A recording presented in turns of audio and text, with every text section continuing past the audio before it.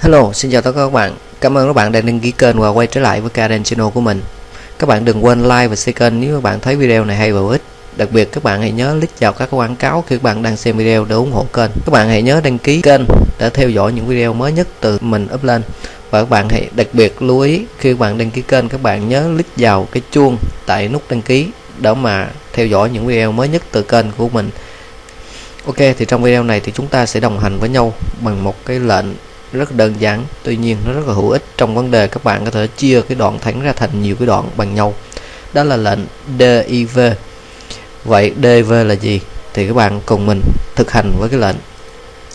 Ok, ví dụ như ở đây mình có một cái đoạn thẳng như thế này, thì bây giờ mình muốn chia nó ra thành 5 cái đoạn thẳng bằng nhau thì mình dùng như thế nào?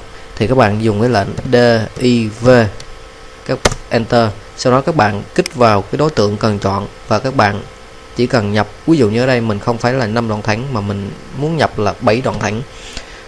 Sau đó các bạn enter.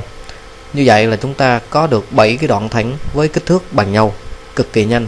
Các bạn không cần phải đi đo từng đoạn một mà các bạn có thể dùng cái lệnh div và chia nó ra thành 7 cái đoạn bằng nhau.